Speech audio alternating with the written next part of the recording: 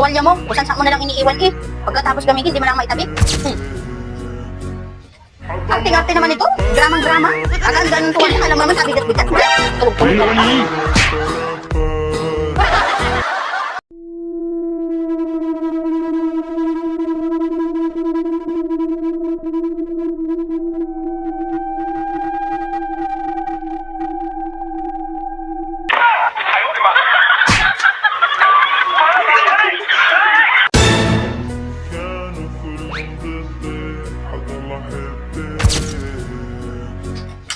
Mal, kakain na?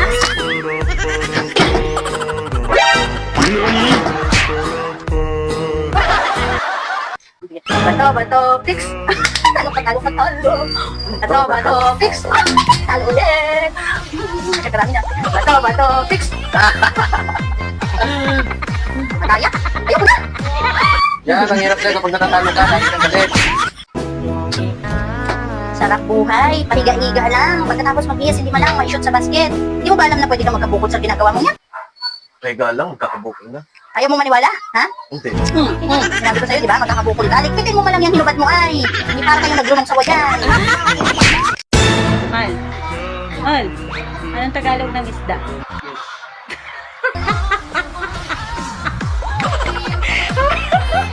Tagalog yan eh. Tagalog ng isda.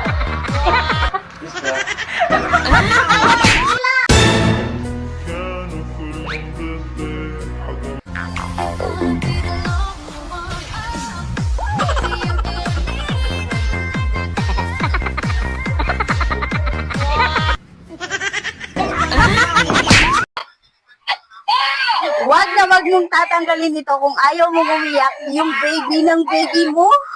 Yes, mga mi, dahil iiyak nga tong baby ng baby mo. O, di ba? Napaka-cute nga naman itong baby alive na doll na to, guys, na perfect ng pangregalo sa kids mo, mi. Napakamura nga lang din ito at may 10 colors available nga sila dyan sa ating yellow basket. Ayan, ikaw na nga yung bahala magtirintas ng buhok niyan at napakalambot lang din ito, mga mi, nitong baby alive doll na to. Grabe, tingnan nyo siya kung gaano siya kalaki. Ayan, para talaga siyang baby. Ayan, 2 dangkal yung haba niya, mga mi. Ayan, may iba pang colors yan. And then, ganito nga siya, mga mi. Pag nilagay mo nga itong kanyang dede, is talagang dumidede siya. Tapos, pag tinanggal mo, is umiiyak naman siya. Tingnan nyo naman, guys. Ayan, o. Ayan. O, diba? Napakaganda nga nitong pangregalo nitong baby alive doll na to. Tingnan nyo naman pag-aalis dito. Ayan. Umiiyak talaga siya, mi. Kaya, mi, ito na lang yung bilhin mong pangregalo sa kids mo at talagang matutuwa yung anak mo nito, mi. Hindi mo ito deserve, pero deserve ng kids mo to, mi. Ayan, napakamura lang nito. Andiyan lang sa ating yellow basket. I-check out mo na yan.